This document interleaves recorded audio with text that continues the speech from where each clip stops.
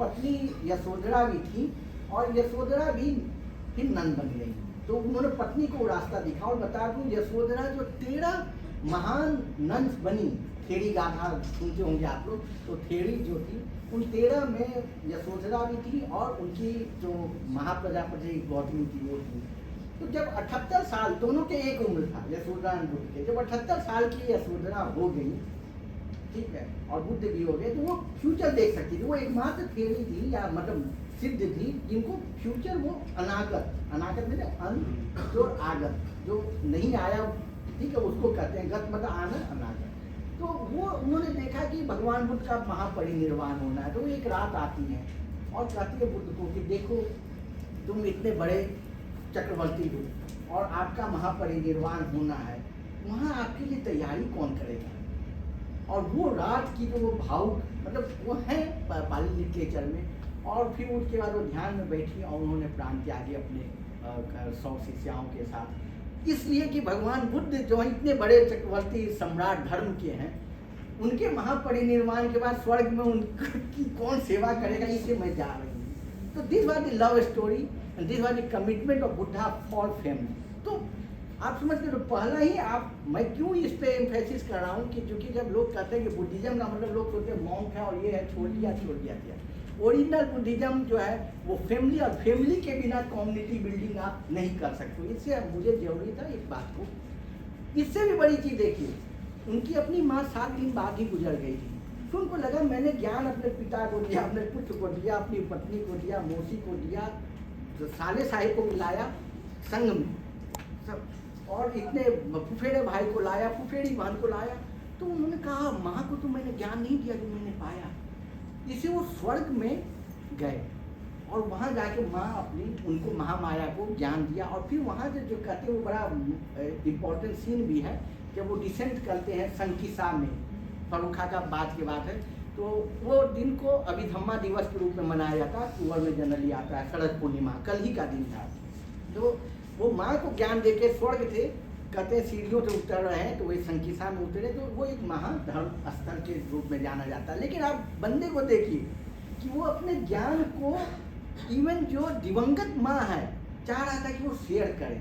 तो अगला स्लाइड, यह क्यों बोल रहा हूँ, क्योंकि उन्होंने परिवार के डेफिनेशन को ब्लड लाइन से बदल के ज्ञान पे आधारित बनाया। ये जो सबसे बड़ी जो भगवान बुद्ध की थी, उन्होंने परिवार को त्यागा नहीं। उन्होंने कहा परिवार केवल ब्लड रिलेशन से नहीं होता है। तो उन्हीं के पिता, उनके साथ जो संबंध है वो ज्ञान से, पुत्र, पत्नी, इवन दिवंगत माता। और जब झगड़े भी हुआ, भगवान बुद्ध ने कहते हैं कि 2 बार उन्होंने कन्फ्लिक्ट को रिजॉल्व किया, और दोनों बार में मतलब वो दोनों साइड को जानना है। एक बार तो ऐसा हुआ कि एक उनकी पत्नी के तरफ का वो कोलिया थे और एक साक्या के बीच नदी को लेकर झगड़ा हुआ। भगवान बुद्ध ने ये नहीं कहा कि भाई तुम मेरे ससुराल वाले और तुम मेरे वाले हो। उन्होंने क्या कहा, उन्होंने कोई कास्ट रीजन को बिना यूज किए हुए उन्हें ह्यूमन वैल्यूज पे गए कि आप अपने अंदर देखो, आप इतने ग्रीडी क्यों हो। तो उन्होंने कोई भी रीजन, रेस, कास्ट और इन चीज़ों को बिना टेकिंग इनटू अकाउंट और ह्यूमन वैल्यूज के बेसिस पर उन्होंने उस कन्फ्लिक्ट को, दोनों कन्फ्लिक्ट को रिजॉल्व किया।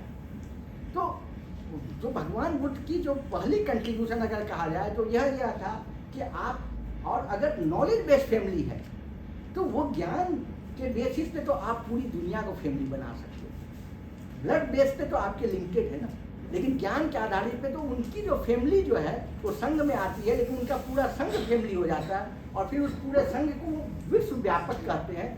इसलिए कहते हैं 4 ब्रह्म विहार हैं बुद्धिज्म में। तो पहला उसको मैत्री है ना, तो मैत्री कहते हैं। फिर कहते हैं कि मुदिता, खुशी है, उपेक्षा है कि इक्विनिमिटी का भाव रखिए।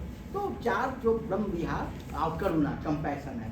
तो उन चारों के पीछे क्या है कि आप जो बॉन्ड्स बनाएंगे, रिलेशनशिप कीजिए, वो ज्ञान आधारित कीजिए। नेक्स्ट,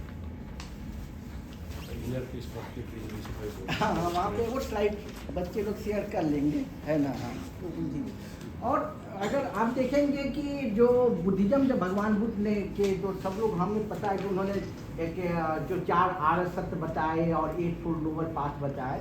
तो जो बुद्धिज्म की जो धारा जो कि काल चक्र तक कैसे आई, वो 3 व्हीकल्स कहते हैं।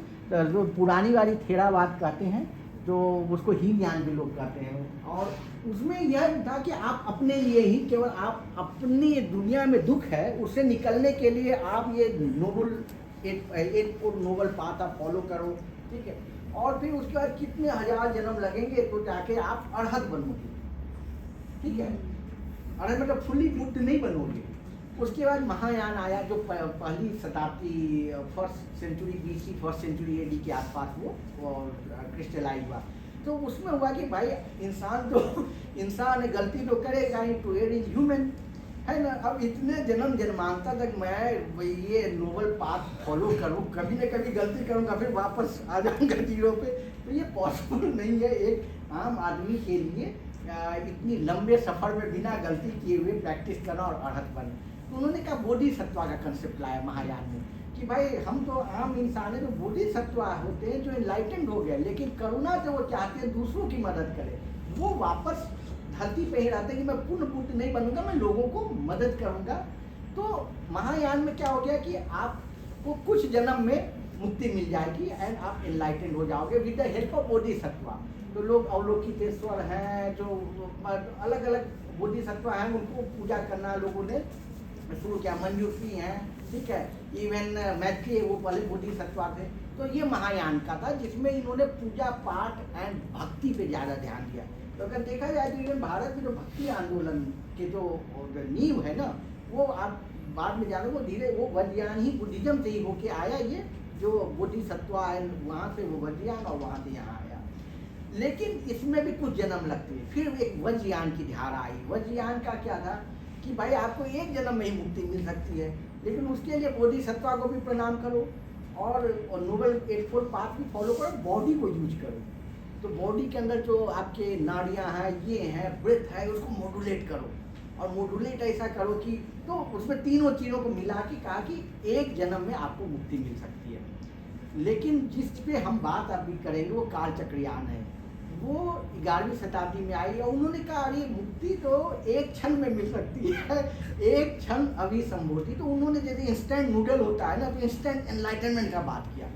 तो कहे कि कोई भी क्षण फेज चेंज जब भी हो, जैसे आपका श्वास दाएं से बाएं जब हो रहा है या बाएं से दाएं हो रहा है, या श्वास इनहेल एक्सहेल करें या आँख ऐसे ब्लिंक करें, कोई भी फेज चेंज हो रहा है, that is the moment which can be use for your enlightenment. तो उन्होंने मतलब आपके एक झपकी के अंदर जब मैंने उसका काउंट मिलाया कि 20 एनलाइटनमेंट के मोमेंट्स की पॉसिबिलिटी उन्होंने दिया। तो काल चक्र आप समझ गए कि इट वाज दी हाईएस्ट। और ये सबसे लास्ट ये सबसे लास्ट महान टेक्स्ट था जो भारत में रचना की गई 11वीं शताब्दी में, और संस्कृत टेक्स्ट है। और ये केवल यह नहीं कि एक कालचक्र कोई एनलाइटनमेंट की बात कर रहा है, यह एक ग्रैंड यूनिफाइड फिलॉसफी थी जिसने 1500 साल के बुद्धिज्म के हिस्ट्री को समअप किया। भगवान बुद्ध के टीचिंग मतलब प्रति समुद्र से लेके तब तक के। उसके अलावा अलग अलग फील्ड नालंदा में जो भी चीज़ पढ़ाई जाती है, जैसे इसमें आल्केमी का लंबा सेक्शन है, मेटालर्जी है, 12 श्लोक मशीनों पे हैं जिस पे रशियन जो मिलिट्री एकेडमी उन्होंने काम किया इसके 12 श्लोकों पे। तो करके इसमें कम से कम 60-65 विषय हैं। और तो और वो विषय, तो इसको कालचक्र को हम केवल यह नहीं ले कि यह एक टेक्स्ट था, बल्कि पूरी नालंदा परंपरा का मैं कहता हूँ कैप्सूल था। एक कैप्सूल में आप क्या नालंदा परंपरा में, नालंदा क्या है, लोग कहते हैं वो 1000 टीचर थे, 10,000 बच्चे थे। एक्चुअली जब आप ग्राउंड पे जाओगे देखोगे तो आपको पता लग जाएगा कि 10,000 बच्चे थे तो कहाँ रहेंगे, क्योंकि जो साइट है या जो मैपिंग हुई सेटेलाइट मैपिंग है, तो ये सबको पता है कि 1000 से ज़्यादा कैपेसिटी कैंपस की नहीं थी। और आसपास भी कुछ जो जितने भी मतलब हमारे सेंसर्स हैं इनसे काम हुआ सेटेलाइट इमेजिंग से, तो अभी तक तो कुछ मिल नहीं रहा है। तो नालंदा में भी लोग आते थे, वो बच्चों के लिए नहीं आते थे, क्योंकि उसकी अपनी कुछ ज्ञान की एक परंपरा थी, जिसके चलते कोरिया से आ रहे हैं, सेंट्रल एशिया से आ रहे हैं, चाइना से आ रहे हैं लोग। उस जमाने में हम आज भी जाना इतना मुश्किल होता है, उस जमाने में लोग ज्ञान के लिए आ रहे हैं। तो वह ज्ञान की जो परंपरा थी नालंदा की, उसका यह कालचक्र का कैप्सूल है। ठीक। और इतने विषय हैं, उसके अलावा बता रहा हूँ, ये पूरी की पूरी किताब जो है संस्कृत में एक श्रद्धरा छंद है। एक छंद में 84 सिलेबल होते हैं, उसमें लिखी हुई है। इवन कालिदास जैसे महान संस्कृत के जो महानतम रचनाकार थे, उनकी वो भी श्रद्धरा में केवल 2-4 श्लोक शुरुआत वाले वो लिखते थे। लेकिन ये पूरी 1047 श्लोक जो है ये श्रद्धरा में है। और इसके अंदर आपको एस्ट्रोनॉमी है, आपको फिलोसॉफी है, आपको लिंग्विस्टिक्स है, आपको अल्केमी है। मतलब आप आखिरकार आप दिमाग खराब हो जाएगा उसको डिकोड करना। और इसके अंदर जो यह भी एक स्टेज है, कोडेड है, तो हम उसको बताए लेकिन तभी बताऊंगा कि वो कैसे है। नेक्स्ट, तो जैसा मैंने बताया कि 11वीं शताब्दी में इसकी रचना हुई। जो इसका टाइमिंग मैं अगले स्लाइड में बता दूंगा कि वो 1027 से लिखना शुरू हुआ है।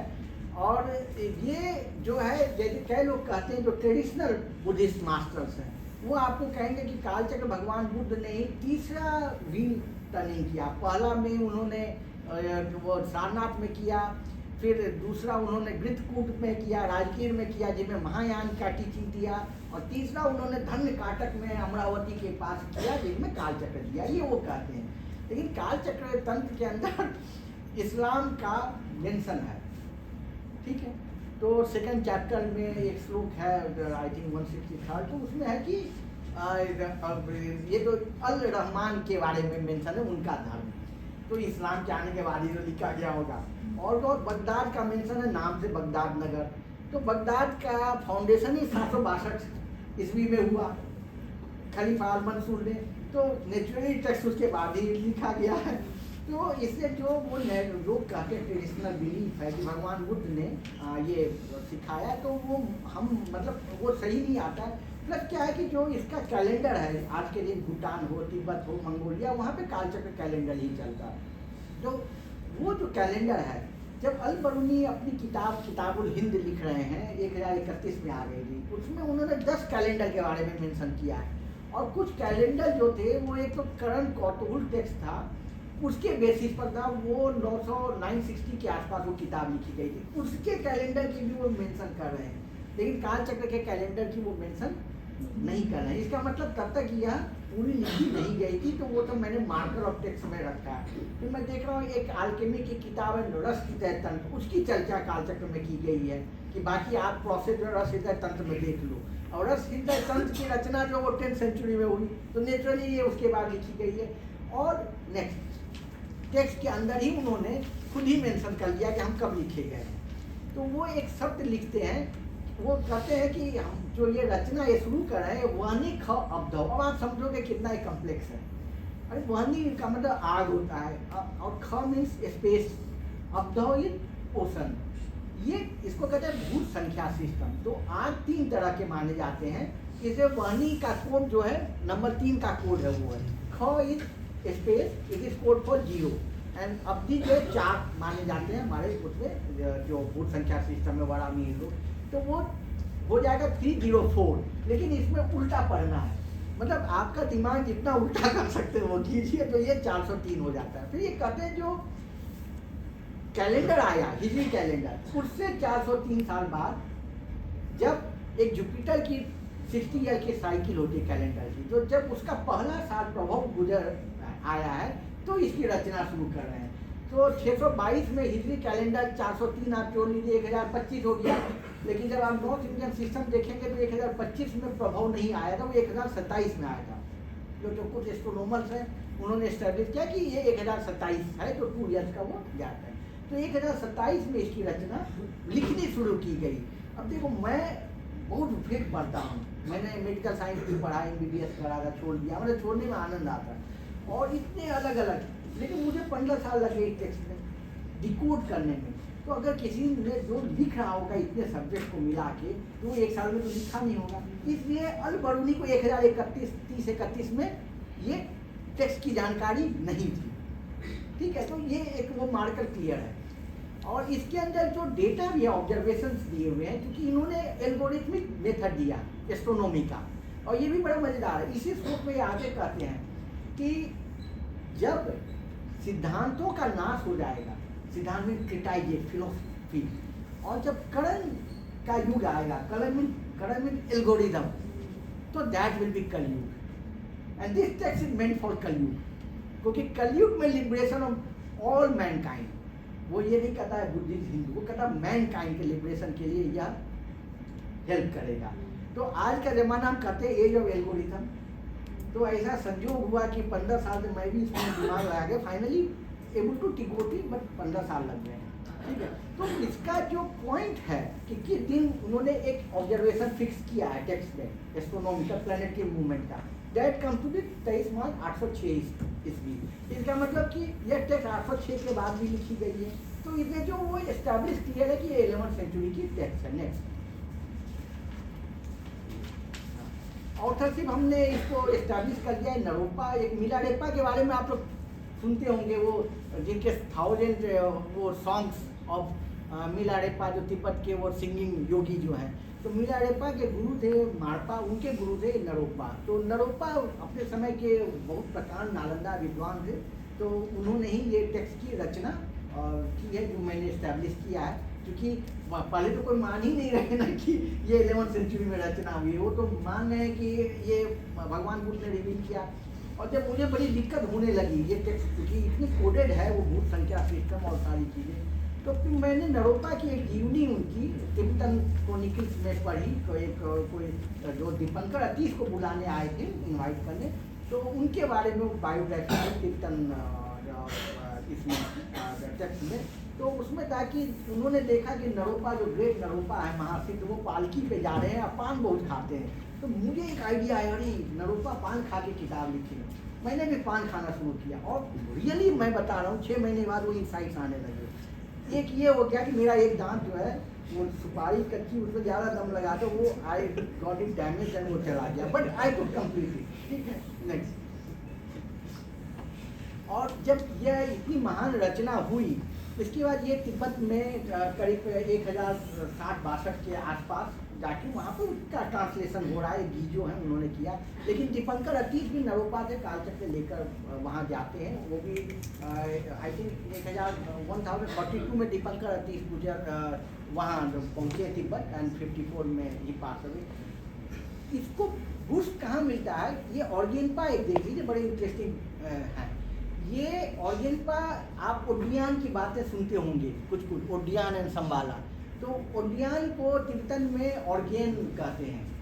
तो ये है, पा मीन्स होता है कि समवन हुए द चीफ डायजेस्टिव। तो ये कहते हैं कि ओडियान की यात्रा करके आए। इनके एक ट्रैवलोग हैं जिसपे ये तुलसी इन लोगों ने काम भी किया है ऑर्गेनपा के। तो ये कालचक्र के मास्टर थे।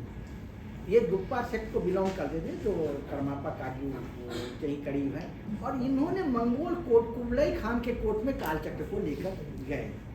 और इसका इम्पोर्टेंस आप समझिएगा कि जब कुबलई खान गुजरते हैं तो कालचक्र, जो आपको मालूम है कि 49 डे तक बुद्धिज्म में वो गुजरने के बाद जो रिचुअल्स होते हैं पासिंग अवे का, तो उस पीरियड में कालचक्र के ग्रंथ को की वो जो है ना वो प्रिंटिंग कराई गई कुबलई खान की फैमिली के द्वारा, और उसके एडिटर ऑर्गेनपा थे।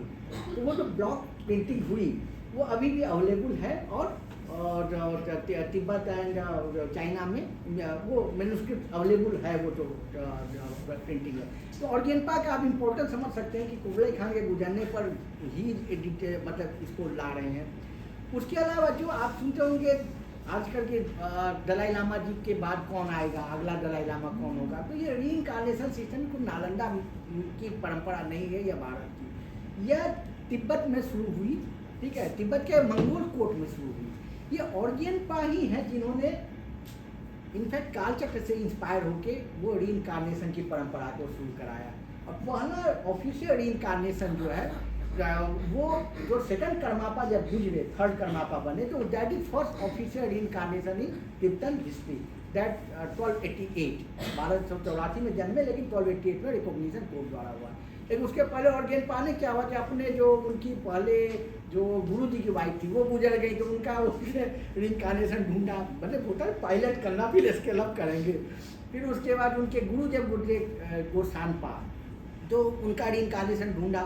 तो जब ये 2 रीइंकार्नेशन उन्होंने कर लिया फिर उसके बाद ये सेकंड कर्मापा का। तो that is the point when reincarnation started. It is only a Tibeto Mongol innovation, nothing to do with Nalanda tradition. तो जब अखबारों में भी ज़्यादातर आप पढ़ेंगे एक्सपर्ट बैठ जाते हैं कि नालंदा की परंपरा थी रीइंकार्नेशन, नालंदा की परंपरा नहीं थी, पर 13th सेंचुरी तिब्बतो मंगोल इनोवेशन। और ये काल चक्र की परंपरा में एक बड़े नाम आते हैं, वो कर्मापाक्षी, वो सेकंड कर्मापा थे, सेकंड कर्मापा थे, जो पहला रीइंकार्नेट होकर थर्ड कर्मापा बने। फिर एक ये कैरेक्टर है सारिपुत्र हैं। आप लोग ये मानते हैं कि बुद्धिज्म भारत से ख़त्म हो गया, नालंदा डिस्ट्रॉय हो गया, ये हो गया, वो हो गया, वो कई चीज़ें आती हैं। लेकिन आप देखेंगे जब बीजिंग के अंदर ये जब मिंग डायनेस्टी आती है, मंगोल रूलर्स के बाद मिंग आते हैं, जब युआन डायनेस्टी ख़त्म होती है, तो मिंग एम्पेरर जो योंगल थे, उन्होंने कहा कि हम यहाँ पे पर्पल सिटी बनाएंगे। फॉरबिडन सिटी को पर्पल स्टार सिटी कहते हैं, क्योंकि दैट वाज बेस्ड ऑन वो जो हमारा ध्रुव तारा है ना, पोल स्टार, उसके साथ एलाइन करके बनाया गया है उसको। तो इसे उसको फॉरबिडन सिटी हम पॉपुलर पार्लेंस में करते हैं, but it is purple city. तो जब उसका उद्घाटन मतलब वो बनवाना था, तो उन्होंने भी, we are talking about the Ming dynasty, जिसको चाइना आज के दिन कहता है कि उनका गोल्डन पीरियड था, प्योरली चाइनीज एंड हान था। उन्होंने बोध गया वहाँ, उन्होंने इंडिया में भेजा कि भाई वो बोध गया कि एबट है, सारिपुत्र उनको लेके आओ। वी आर टॉकिंग अबाउट, तो सारिपुत्र चाइना पहुँचे 1414 में। अब आप समझ लो वो कालचक्र के मास्टर हैं, और उन्होंने 1419 में जो ग्रेट हॉल है फेंगशियान हॉल, उसका उन्होंने ये किया, कॉन्सिक्रेशन किया। 1420 ने 1421 में जो न्यू ईयर है होती है चाइनीज न्यू ईयर, उस पर वो पूरा जो कंपाउंड है उसका इनॉग्रेशन हुआ। लेकिन 1419 में फेंगशियान हॉल का कंसिक्रेशन सारिपुत्रा ने किया है। मुझे वो सारे रिकॉर्ड में इंस्क्रिप्शंस भी मिल गए हैं। सारिपुत्रा ने फिर काल चक्र की दीक्षा वहाँ पे दिया, और बीजिंग के अंदर एक मंदिर भी है, 5 पगोडा टेम्पल, वो काल चक्र ही से इंस्पायर होके और यहाँ का मॉडल लेकर उन्होंने ही बनवाया था। और ये समझ लीजिए we are talking about 15th century, not मतलब ये कि हम वेनसांग और वहाँ फंसे।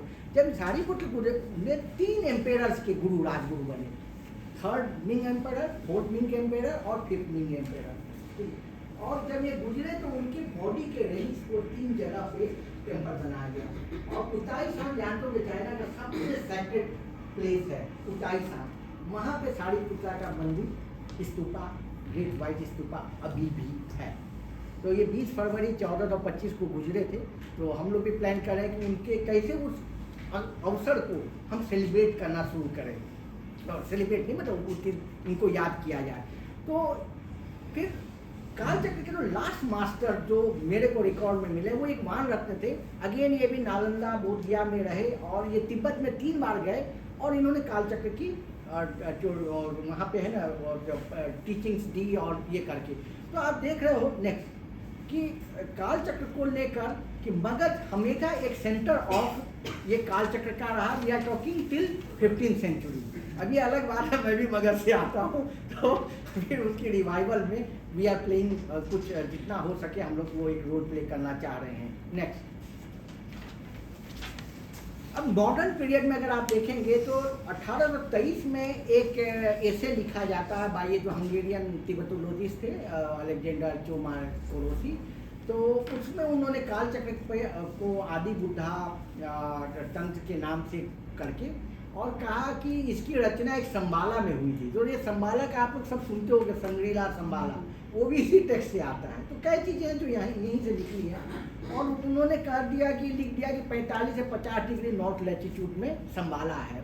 किस बेसिस पे कैलकुलेट किया है नहीं मालूम है, क्योंकि जो भी मॉडर्न कैलकुलेशन मैं कर रहा हूँ आगे दिखाऊंगा वो बाद वाले स्लाइड में, तो आपको पता लगेगा कि वो टोटली गलत है। तो जो कोरोसी ने ये चीज़ कहा कि 45 to 50 डिग्री नॉर्थ में संबाला है जहाँ काल चक्र की रचना हुई, उसके बाद 200 साल से दुनिया उसी में लगे हुए थे कि संबाला ढूंढो। कोई आर्कटिक में जा रहा है, कोई साइबेरिया में जा रहा है, गोबी डेजर्ट में एक संबाला सेंटर बन गया है, सेंट्रल एशिया जा रहा है। तो ये सब वहाँ कोरोसी के रॉन्ग इंटरप्रिटेशन से आया। और जब थियोसॉफी मूवमेंट की जो फाउंडर थी ब्लावेस्की, जो कहते हैं कि उनके सीक्रेट डॉक्ट्राइन बेसिकली वो उन्होंने सोर्स किया था काल चक्र के ही किसी एक तिब्बतन कमेंट्री के कुछ एक्सट्रैक्ट्स मिले थे, उसको बेसिस बना के उन्होंने किया था। लेकिन पूरी लाइफ वो भी लगे रहे कि काल चक्र तंत्र को समझने में, डिकोड करने में और संभाला लोकेट करने में। तो उन्होंने यह कहा कि गोबी डेजर्ट में संभाला है जहाँ काल चक्र की रचना हुई। जब 20वीं शताब्दी में आते हैं तो हमारे जो लास्ट जार थे तो उनको कुछ जो बुद्धिस्ट लामा, आपको मालूम है रसिया में 3 बुद्धिस्ट रिपब्लिक्स हैं आज के दिन। रसिया इज अ फेडरेशन, ठीक है, इवन तो Soviet union was a federation, 16 country बने, लेकिन रसिया इटसेल्फ इज अ फेडरेशन जिसमें 3 रिपब्लिक बुद्धिस्ट हैं। तो एक बुर्यातिया, तुबा एंड काल्मिकिया। तो जो बुर्यातिया हैं उसके जो ग्रैंड एक लामा थे, तो वो जार के पास जाते हैं और उनको कन्विंस करने की कोशिश करते हो कि भाई आप जो पूरे संभाला के तो आप भी बादशाह हो, चक्रवर्ती हो, और आपको वाइट कल्कि बना देते हैं, मतलब और हम पूरा मंगोलिया, तिब्बत सब आपके शरण में, पूरा यूरेशिया आना चाहता है। और ये उनकी ही मीटिंग थी जिसके बाद ये यंग हस्बैंड जो है तिब्बत गया। मतलब आप समझ सकते हो कि जो तिब्बत का आइसोलेशन खत्म हुआ कि यंग हस्बैंड वहाँ पहुँचे, उसके पीछे रीजन क्या था कि ये जो बुद्धिस्ट लामा वहाँ पे जार को मतलब काफ़ी ब्रेकफास्ट किए, और फिर जाके रसिया में सेंट पीटर्सबर्ग में कालचक्र टेम्पल बनाया गया। 1909 में जार ने उसको कमीशन किया था, 1915 में बना। तो ये एक बड़ी चीज़ है कि जब भारत के अंदर भी कोई कालचक्र के वैसे चीज़ नहीं बड़े आज के दिन है, सेंट पीटर्सबर्ग में 1915 में कालचक्र का मंदिर बन के तैयार हुआ था। और फिर जैसा मैं शुरू में ही बोला कि जब 9 पंचेन लामा थे, उनका विवाद हुआ, उस समय के दलाई लामा थे 13, तो वो चाइना चले गए और फिर उन्होंने कालचक्र के पब्लिक रिचुअल्स शुरू किए। क्यों चाइना ने कराया, रीजन क्या था कि आउटर मंगोलिया जो वो सोशलिस्ट हो गया था 1924 में, तो जो वहाँ पे उस समय कम्युनिज्म में दूसरे फॉर्म में था ना, बड़ा काफ़ी ही जो मतलब एग्रेसिव कम्युनिज्म था इनिशियल फेज वाला। तो जितने उन्होंने बुद्धिज्म को बैन कर दिया, मोनास्ट्री डिस्ट्रॉय कर दिया, तो लामा सब भाग के इनर मंगोलिया आ रहे थे। अब क्या था कि इनको पेसिफाई करना, अगर पेसिफाई नहीं करेंगे तो इनर मंगोलिया के भी मंगोल्स को भड़क सकते थे, और वो चाइना मतलब यहाँ पर भी मतलब चाइना से अलग होने की कोशिश करते। तो पंचेन लामा को कहा गया कि यहाँ पर आप कालचक्र के पब्लिक सेरेमनी करते जाओ, पेसिफाई उसे मंगोल्स को कर देते कि वर्ल्ड पीस, भाई लड़ो नहीं, पीस करोगे, ये जो सैंड मंडला है और मतलब हो जाएगा तो सब अपने आप शांति हो जाएगी, क्राइसिस खत्म हो जाएगा। तो that is how public ritual जो है ना, इसका इनोवेशन ये 20th सेंचुरी में हुआ। और यहाँ तक हुआ कि 1932 में आप देखो फॉरबिडन सिटी के अंदर कालचक्र का पब्लिक सेरेमनी हुआ, और 34 में फिर हांगचू में हुआ, साउथ में, क्योंकि जापान का एग्रेशन चल रहा था। और उसके बाद फिर क्योंकि पंचेन लामा फिर खुद गुजर गए तो वो वहीं रुक गया। लेकिन फिर जब कम्युनिज्म आती है चाइना में, तो पंचेन लामा और दलाई लामा के बीच झगड़ा था।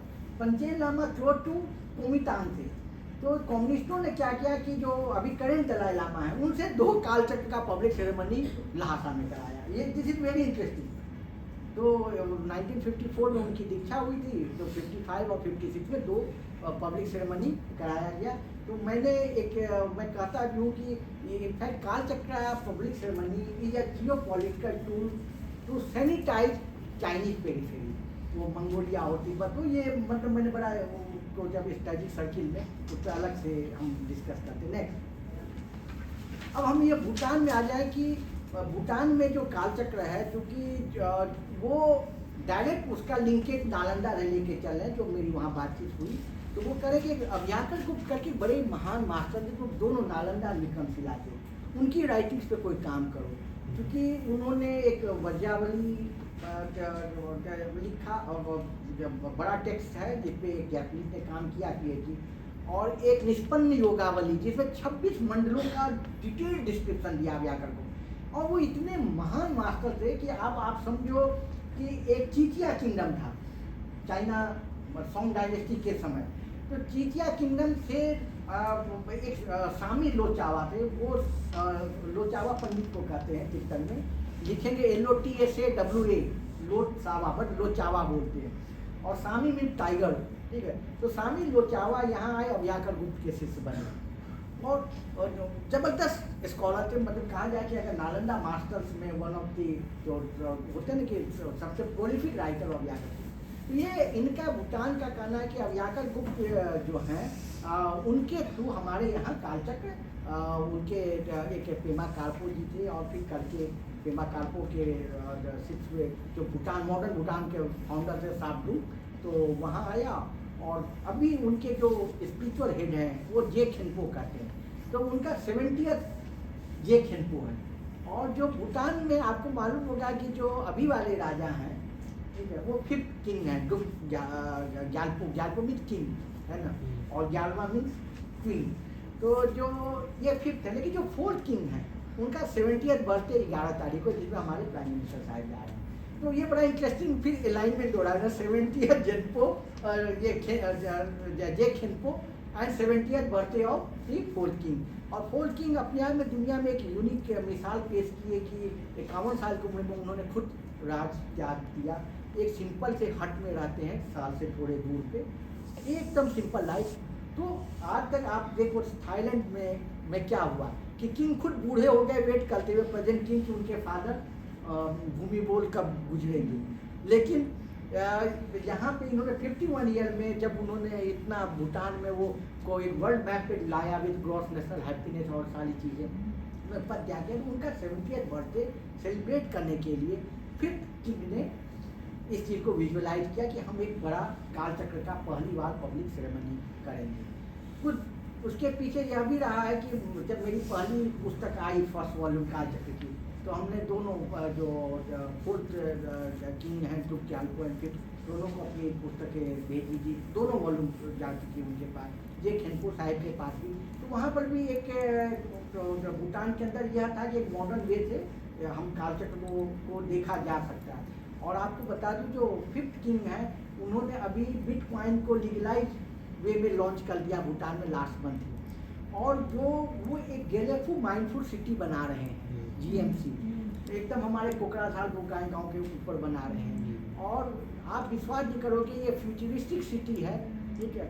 और इस तो उसको वो जो होता है ना कि वो संबाला के रूप में ही देख रहे हैं। और कल ही जो चांगली एयरपोर्ट जिसने डेवलप किया प्रोजेक्ट थी, कल वो गेलेफू आके ज्वाइन किया। उसी तरह जो वहाँ सुप्रीम कोर्ट बनेगा उसमें न्यूयॉर्क के में जो एक चीफ जस्टिस है वो आके वहाँ ज्वाइन कर रहे हैं। तो it is going to be a multinational futuristic technology है, धर्मा है। तो आप समझ लो तो उनका वो पूरा विजन जो है ना कालचक्र से इंस्पायर कि एक संबाला, और संबाला का मतलब क्या है, संबाला मीन्स पीसफुल, ठीक है, संबो से बना है, संबो मीन्स पीस, और तो संबो प्लस आलय, abode of peace, that is Shambhala. दूसरा है संबाला का मतलब होता है हैप्पीनेस भी। तो बिना अगर पीस आके ही आप क्या कर लोगे, सवाल ये, ultimate goal finality to be happy, ठीक है। तो जो संबाला की पूरी कंसेप्शन क्या है, और कालचक्र जो बात करता है ये एब्डिकेशन से बिल्कुल बात नहीं करता। इसके जो मॉडल्स हैं ना, जब रिचुअल्स हैं, तो ये पहले बात करता पुष्टि, फिर तुष्टि, फिर शांति। पुष्टि में नरिशमेंट, पेट भरेगा तभी आगे तुम कुछ कर सकते हो। तो इसलिए ये डेवलपमेंट के अगेंस्ट नहीं है, टेक्नोलॉजी के अगेंस्ट नहीं, जैसे मैंने कहा तंत्र में ही मशीन्स पे है, अल्केमी पे है, हार्डकोर साइंसेस है, ठीक है। फिर पुष्टि जब होगी तभी तुष्टि आएगी, कंटेंटमेंट आएगा, सेटिस्फेक्शन। और पुष्टि नहीं होगी तो आप शांति ला ही नहीं सकते हो, ये बड़ा इनका क्लियर है। और जब शांति होगी फिर उसके बाद क्या है, तो कहते हैं अक्षर सुख।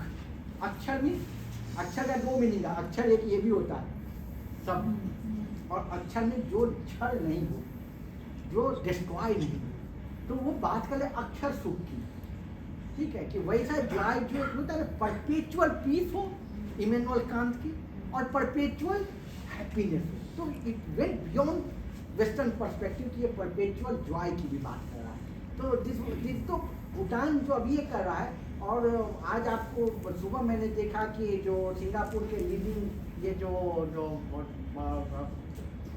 क्रिस करके इन्फ्लुएंसर भी है, प्लस योग ये सब कराते हैं, having 10 million follower only on Facebook, you can believe. तो वो भी 50 लोगों के साथ भूटान इस इवेंट में पहुंच रहे हैं, प्राइम मिनिस्टर साहब हमारे जा रहे हैं, तो पूरे वर्ल्ड से लोग, और जो इतने लोग जुटे हैं। तो और ये नॉन सेक्टेरियन है, इन्होंने यह नहीं कहा कि भाई मैं देखिए आप जो टिप्टन्स में देखेंगे लॉट ऑफ सेक्टेरियन फीलिंग है, वहाँ क्या है कि येलो हैट ही जो है वो केवल काम करेगा। इनफैक्ट जब मेरी किताब आई उसका श्याम शरण जी ने कहा इंडिया इंटरनेशनल सेंटर में टॉक कराऊंगा चीफ, तो जब पहला टॉक ही फाइनल किया वो खुद चीयर कर रहे थे, इतना प्रोटेस्ट हुआ कि ये हमारा रिलीजन है, how can Neeraj Kumar talk on Kalachakra, and there were 1000 petition against me to IIC to government कि he want to be a scholar of Kalchakra but it is our religion, he cannot talk about it, and that was postponed। तो कल ही मैंने श्याम शरण जी को कहा कि भाई अब कब करा लो, 2-2.5 साल हो गए पोस्टपोनमेंट के, एंड इमेजिन ये लिबरल वैल्यूज का सिटेडल है IIC, ठीक है। तो but what Bhutan is doing, it is not that sectarianism, सबको जोड़ के फिर वो इस वेट से नहीं करा भाई आप वाइट हो या ब्लैक हो, it doesn't matter, our ultimate goal is कि पीस हो। तो अभी जब ये इवेंट इन्होंने करना था तो दे कॉन्टेक्टेड मी जो कि अगस्त में ही, और फिर मुझे हुआ कि आके जो प्रिपरेटरी एक्टिविटीज कुछ करने, plus they wanted me to talk about Kalachakra, और तो मैंने एक पब्लिक एड्रेस किया वहाँ 8 सितंबर को, and that was attended by almost all who in Bhutan, like chairman of the royal civil service commission, there minister, leader of opposition, तो almost it was a very monastic body. और उसके बाद मैंने कहा कि मैं 5 चैप्टर वो आगे देखेंगे, तो मैंने हर चैप्टर पे एक इंटरव्यू दिए, तो वो सब you can you can see next.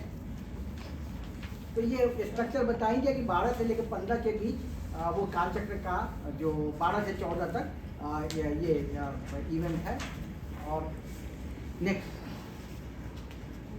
अब ये आखिरकार कालचक्र क्यों इम्पोर्टेंट है, नेक्स्ट। तो मैंने जरा बताया कि 5 चैप्टर हैं।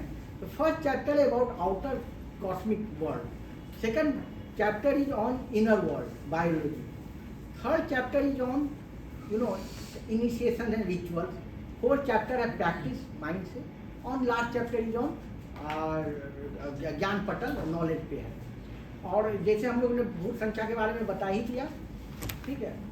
ये मतलब PPT आप लोगों को मिल जाएगा, यहाँ हमने दे रखा। नेक्स्ट, और जैसा मैंने शुरू में कहा कि ये जो कहता है कि एक क्षण में ही एनलाइटनमेंट हो सकता है, तो कैसे, उसका ये मॉडल मैं दे रहा हूँ।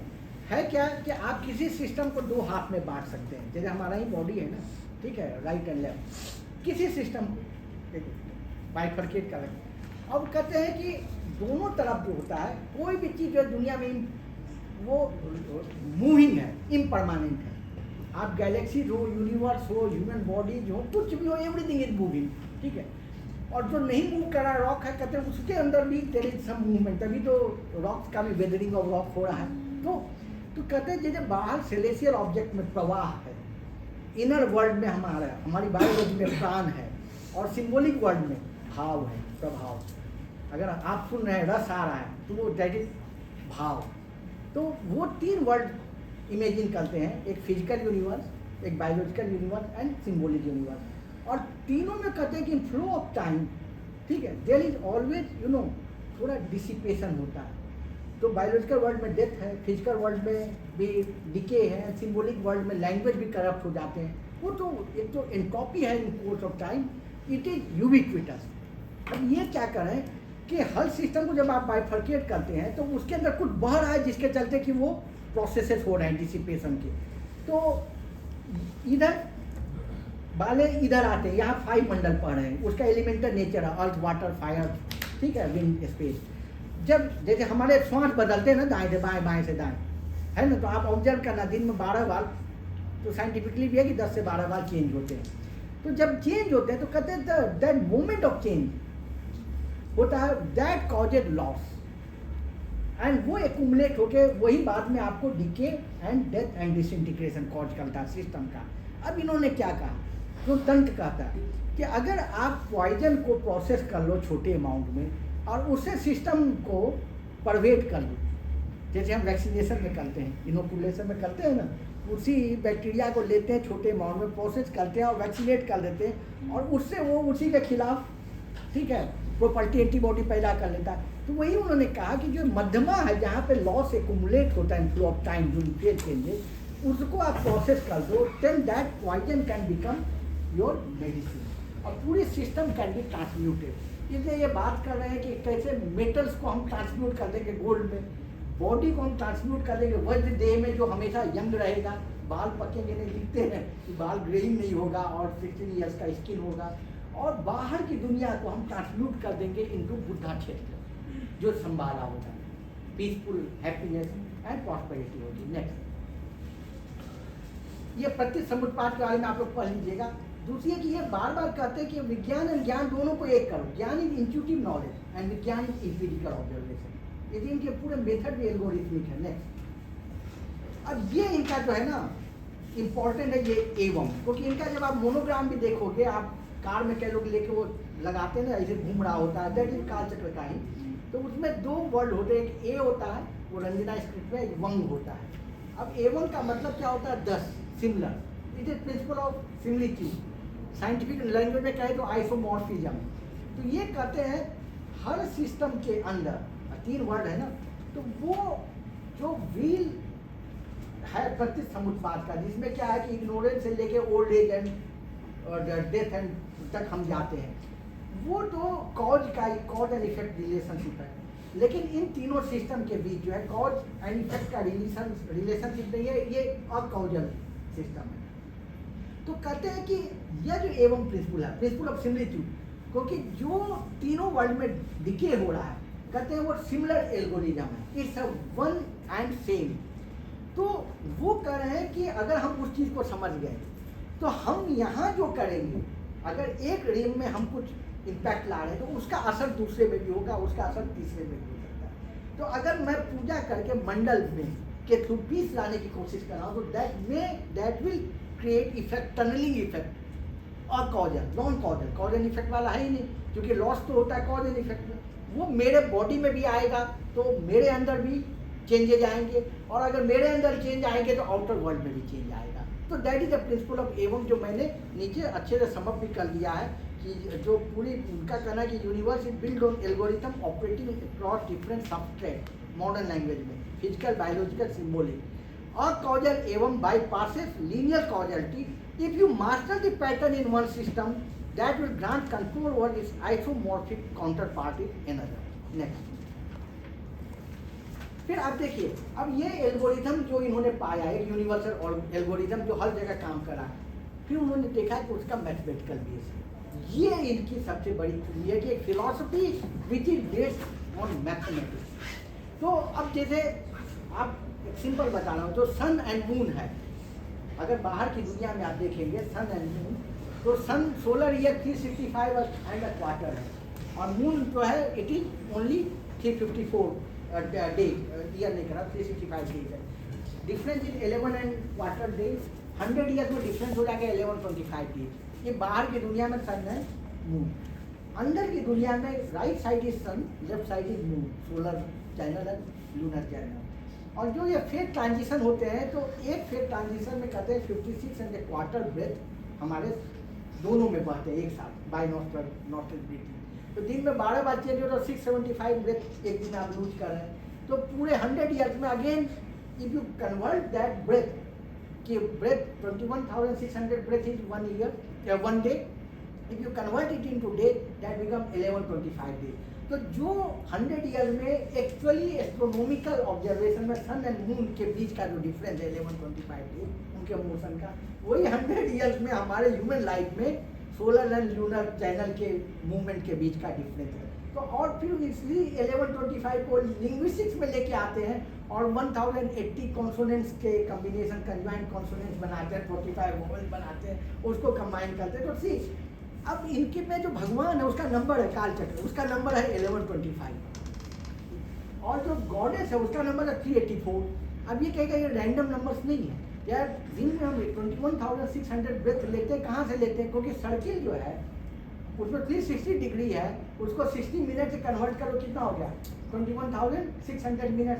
तो जो चक्र इज अ सर्किल, व्हील, तो व्हील के अंदर 21,600 मिनट्स होते हैं, तो वही हमारे ब्रेथ है। तो इवन ब्रीदिंग, ये सारी चीज़ें it is all based on the geometry and mathematics. Next, तो हमने अब इनके अंदर इनिशिएशन है जो प्रैक्टिस का, दैट इज 11 इनिशिएशन है। अब ये 11 की बात क्यों करा, वेरी इंटरेस्टिंग है, क्योंकि अभी हम लोगों ने देखो अगर 1 and 1 रखे, if there is one God and one विश माता but they are in non dual union, 11 is individual, it's a prime number, you can divide 11 is a prime number.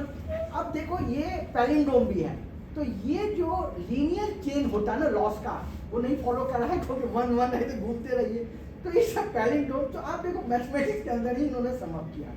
और जब आप देखो कि इनकी पूरी फिलॉसफी में ना दैट 11 इज वेरी डोमिनेंट, लेकिन दीक्षा भी ये इनिशिएटर 11 होते हैं। तो जो पब्लिक सेरेमनी होती है उसमें 7 दीक्षा दिए जाते हैं, एक सैन मंडल जानते होंगे कि वो बनाए जाते हैं आफ्टर इनिशिएशन, उसको फिर नदियों में बहाया जाता है। फिर 3 होते हैं इशोटेरिक होते हैं, और लास्ट जो 11 दैट इज महामुद्रा। तो महामुद्रा में क्या है कि you don't need anything, you don't need to even visualise, तो it is your union of your mind with self arising empty form. अब आपको समझ में कि शून्यात बिंब का अपने माइंड जो है, चित्त है, उसके साथ जो मर्जर है वो self arising, that is Mahamudra. तो that is the last initiation, तो यू डोंट नीड एनीथिंग। और वो होने से क्या हो जाएगा, तो इन्होंने they came out with the concept of सहज सुख, तो है ही सहज काया।